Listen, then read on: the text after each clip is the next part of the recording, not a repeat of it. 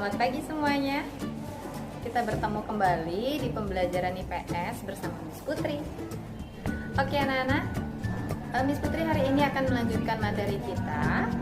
Namun, apakah dari kalian ada yang sudah membaca materi sebelumnya?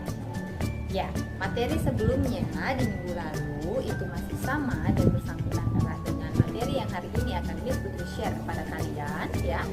Yang minggu lalu itu adalah subtema 2, yang hari ini akan Miss Putri share hari ini adalah subtema 3, ya. Ya anak-anak, Miss Putri ingin mengingatkan kepada kalian, nanti Miss Putri akan menampilkan resume materi, ya.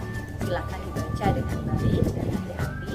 Silakan dipahami isinya, karena dalam resume tersebut Miss Putri akan memberikan panduan kepada kalian untuk menjawab soal-soal dalam subtema yang nanti akan Miss Putri tugaskan kepada kalian, ya nak. Oke anak-anak, mari kita mulai pembelajarannya. Namun sebelum itu ada baiknya kita awali dengan berdoa bersama terlebih dahulu. Berdoa dimulai. Join your hand and close your eyes. Start. Dear God, please bless myself, my teachers, and my friends, so we will understand the lesson that we will get today. Dear God. Berdoa selesai. Oke anak-anak, Miss Putri yakin kalian sudah tidak sabar dalam mengikuti pembelajaran hari ini. Baiklah kalau begitu kita mulai saja ya. Selamat menyimak. Selamat pagi anak-anak. Namaskar. Welcome back to Social Studies Lesson with Miss Putri. Nah anak-anak, pagi ini bagaimana kabar kalian? Semoga kalian dalam keadaan sehat walafiat dan tetap semangat dalam mengikuti pembelajaran di pagi hari ini ya.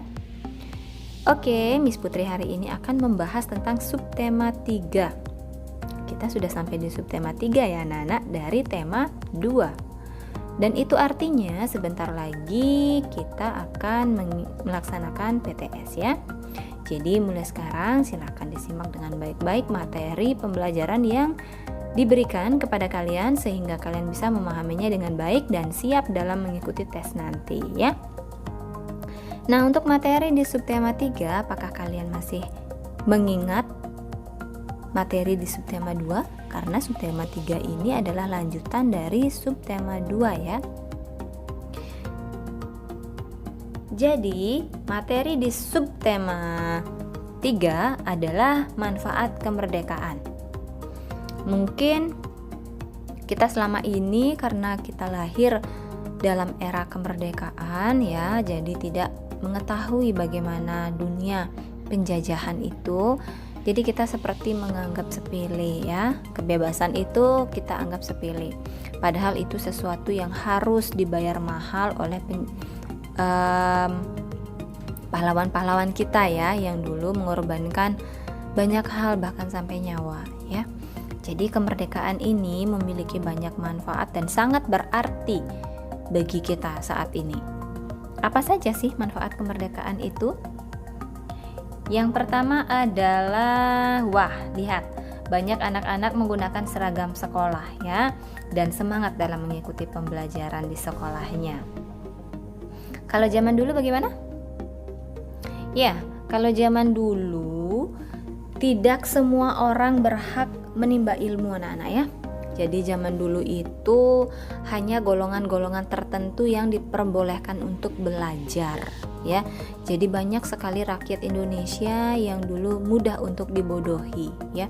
Itu tujuan dari para penjajah melarang pendidikan dienyam oleh seluruh masyarakat di Indonesia.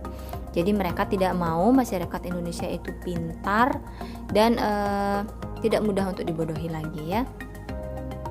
Di saat era kemerdekaan saat ini seperti sekarang ya, pendidikan itu bisa diperoleh di mana saja dan berhak diperoleh oleh siapa saja. Jadi kemerdekaan juga berarti berhak memperoleh kebebasan menimba ilmu ya. Itu salah satu manfaat kemerdekaan. Jadi kalian mulai dari umur 3 tahun sudah ada yang ikut pendidikan ya, playgroup seperti itu. Pengenalan dari dasar, kemudian TK, jenjangnya kemudian meningkat ke SD, kemudian meningkat SD SMP, kemudian ke SMA ya, bahkan ke perguruan tinggi. Di perguruan tinggi pun ada jenjangnya ya, ada diploma, S1, S2, bahkan S3 ya. Jadi kalau kalian memiliki kemauan, saat ini kalian sangat mudah untuk memperoleh pendidikan ya. Tidak hanya pendidikan formal, tapi ada juga pendidikan non formal seperti kursus dan latihan-latihan lainnya ya. Jadi sangat dibuka keleluasaan, kebebasan, kemerdekaan bagi kita semua untuk memperoleh pendidikan dimanapun. Pria dan wanita memiliki hak yang sama untuk memperoleh pendidikan. Jadi tidak seperti dulu. Seperti dulu itu maksud Miss Putri adalah pada masanya Raden Ajeng Kartini ya. Jadi beliau berjuang keras. Karena walaupun beliau priayi, beliau memiliki empati yang cukup besar terhadap masyarakat Indonesia ya. Beliau bisa menikmati pendidikan, tetapi kalangan lain tidak. Jadi beliau saat itu juga dipaksa untuk menikah. Jadi tidak diperbolehkan untuk melanjutkan pendidikannya, padahal beliau ingin melanjutkan pendidikannya saat itu ya. Tetapi beliau dipaksa untuk menikah, namun beliau memberontak ya. Kemudian beliau tidak hanya itu saja, beliau juga memperjuangkan hak-hak kaumnya, kaum perempuan. Jadi menurut beliau saat itu bahwa pendidikan tidak mengenal pria ataupun wanita. Jadi semua orang berhak menikmati pendidikan tersebut ya, memperoleh jenjang pendidikan itu. Karena pendidikan itu sebagai bekal masa depan. Jadi semua orang berhak memperoleh bekal masa depan. Oke. Selanjutnya, manfaat kemerdekaan adalah, nah, di sini sudah ada kegiatan perekonomian jual beli ya di sini di pasar tradisional kalau tidak salah ini ya. Jadi di sini terdapat kegiatan jual beli barang apa saja ya. Kegiatan perekonomiannya sudah lancar dan bebas dilakukan oleh siapa saja dengan hak yang diperoleh itu adil dan sama rata ya. Jadi manfaat kemerdekaan yang kedua adalah bebas melakukan kegiatan ekonomi ya. Bebas di sini artinya bebas dalam aturan. Jadi tidak bebas di luar aturan, tidak ya. Jadi bebas dalam aturan di sini, bukan seperti zaman dulu. Bagaimana zaman dulu, Miss? Kalau zaman dulu anak-anak, jadi masyarakat Indonesia itu dipaksa. Jadi walaupun mereka tidak mau, tidak ada kata tidak mau. Jadi yang ada pilihannya itu hanya satu, mau, itu saja ya. Jadi mereka semua dipaksa untuk mengikuti kegiatan tanam paksa, kerja rodi, romusa ya. Itu beberapa kegiatan yang harus dilakukan oleh masyarakat zaman dulu saat masa penjajahan ya. Jadi mereka dipaksa untuk melakukan hal tersebut namun tidak diberi upah, nak. Ya. Jadi kegiatan tersebut misalnya membangun jalan raya ya, kegiatannya berat, mengangkat batu yang besar-besar ya, menanam tanaman sesuai keinginan mereka, tetapi hasilnya kita tidak diperbolehkan untuk mengambilnya. Jadi itu beberapa kekejaman dari para penjajah. Kita tidak memperoleh hak, yang kita punya hanya kewajiban. Jadi kita tidak memiliki hak ya. Tapi zaman sekarang ya, semua masyarakat bebas melakukan kegiatan perekonomian ya dimanapun. Di depan rumah menggelar tikar, kemudian menjual nasi jenggo, it's okay. Tidak ada yang melarang asalkan tidak di luar aturan ya. Kemudian selanjutnya manfaat kemerdekaannya adalah, nah di sini sudah ada orang yang saling berpegangan tangan. Ini artinya orang-orang tersebut bersatu dan satu tujuan ya. Manfaat kemerdekaan saat ini yang Miss Putri bahas adalah di bidang sosial ya. Kalau zaman dulu masyarakat Indonesia itu sengaja dipecah belah oleh penjajah. Agar apa? Para penjajah itu takut kita bersatu ya. Jadi para penjajah itu mengelompokkan dan sengaja membuat perpecahan di golongan bangsa Indonesia. Mereka membedakan kaum konglomerat atau kaum ningrat dengan kaum rakyat jelata. Jadi mereka sengaja memecah hal tersebut ya. Mereka juga membedakan derajat suku yang satu dengan suku lainnya ya. Jadi kita tidak pernah bisa bersatu saat itu, sampai akhirnya masyarakat Indonesia sadar bahwa kita itu sebenarnya dibodohi oleh mereka. Jadi semua orang berpegangan erat dari Sabang sampai Merauke, berpegangan erat, menerima kekurangan dan menjalin persatuan ya. Jadi manfaat kemerdekaan yang ketiga adalah tidak ada pengelompokan lagi, setiap suku memiliki derajat yang sama. Jadi di masa sekarang, di masa kemerdekaan ini, kita diharapkan untuk tetap menghargai semua perbedaan di tiap suku, karena untuk membuat persatuan itu tidak mudah ya Nana. Persatuan itu sangat sulit diciptakan ya, perjuangannya sangat panjang. Jadi sekarang sudah sepantasnya kita menjaga kemerdekaan dengan tetap menjalin persatuan. Selanjutnya adalah bagaimana upaya meningkatkan kesejahteraan di awal kemerdekaan ya. Di awal kemerdekaan kita sebenarnya sangat kekurangan. Karena apa? Dari dulu sumber daya alam Indonesia diambil penjajah ya. Perekonomian dikuasai oleh penjajah. Jadi kita sebenarnya tidak tahu apa-apa saat itu dan tidak memiliki apa-apa ya. Upaya peningkatan kesejahteraan di awal kemerdekaan ini yang pertama itu dilakukan dari kebijakan-kebijakan perekonomian yang dilakukan oleh para menteri saat itu ya. Yang pertama adalah kebijakan Uang Republik Indonesia atau ORI. Nah, ini masih menggunakan ejaan lama. Kebijakan Uang Republik Indonesia ya. Nah, ini bentuk wujud salah satu uang ORI. Ya, zaman dulu masih ada 1 rupiah. Nah, alat tukar resmi ini diberlakukan di Indonesia di awal kemerdekaan dengan perintah pelarangan mengeluarkan mata uang NICA atau NIKA ya. Jadi tidak diperbolehkan lagi menggunakan mata uang NIKA dan diganti dengan mata uang Republik Indonesia. Jadi nilainya setiap 1 rupiah itu bernilai 1000 mata uang NIKA saat itu ya. Selanjutnya kebijakannya adalah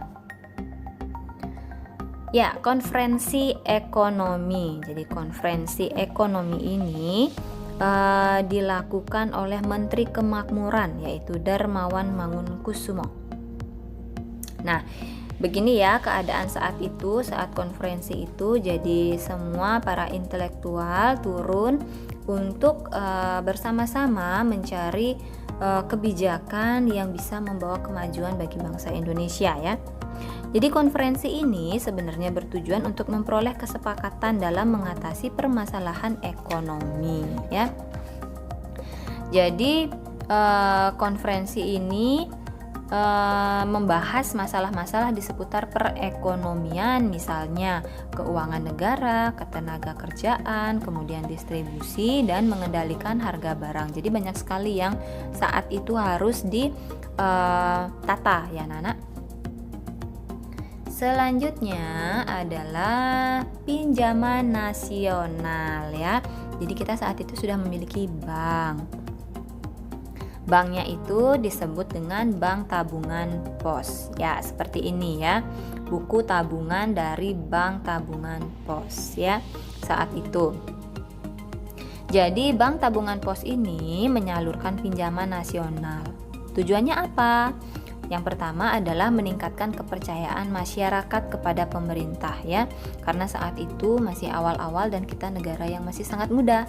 Jadi masyarakat yang baru sadar dengan persatuan itu, persatuannya harus tetap dipupuk dan pemerintah mengeluarkan pinjaman nasional agar masyarakat lebih mempercayai pemerintah dalam menjaga rakyatnya dan negaranya ya. Yang kedua adalah untuk meningkatkan kesejahteraan bagi masyarakat ya.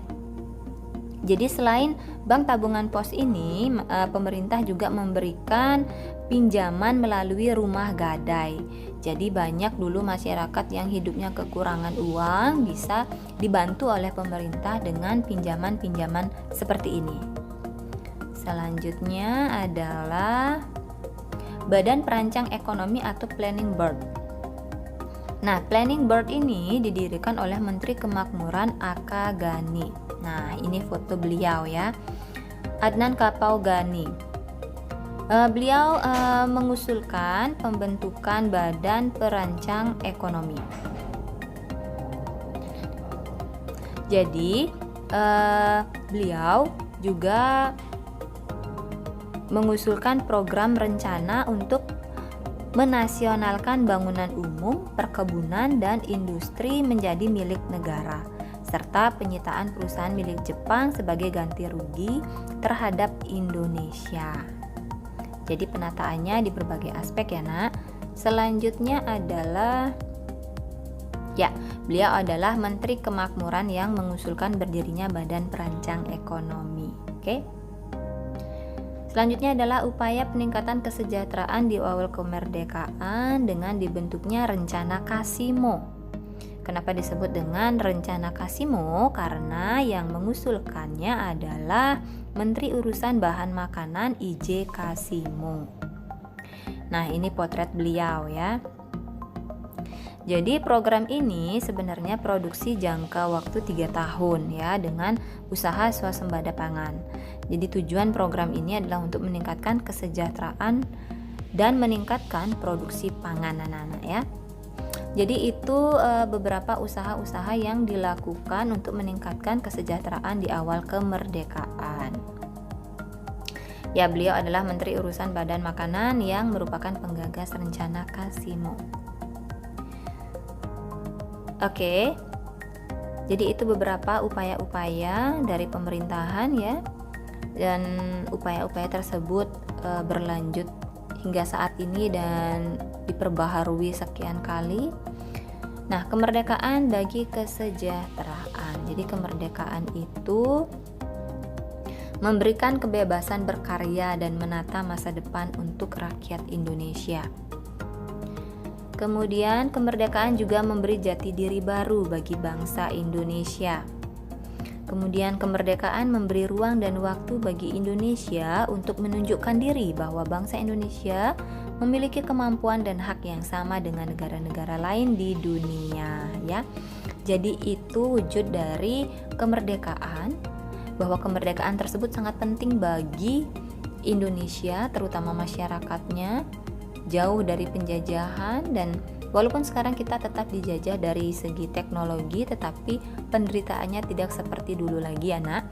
Kesejahteraan masyarakat Indonesia sudah mulai meningkat dan Indonesia sudah bisa menunjukkan diri bahwa Indonesia mampu di dunia internasional. Oke?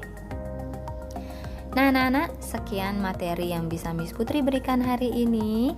Sampai jumpa di pertemuan berikutnya. See you in the next meeting. Bye-bye. Nah, anak-anak, bagaimana pembelajaran hari ini? Apakah kalian memahaminya? Semoga kalian memahami setiap materi yang Miss Putri share ya.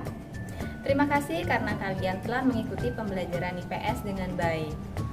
Bila kalian memiliki kendala dalam pembelajaran yang Miss Putri share, kalian bisa tanyakan dengan Miss Putri langsung melalui kontak WA Miss Putri.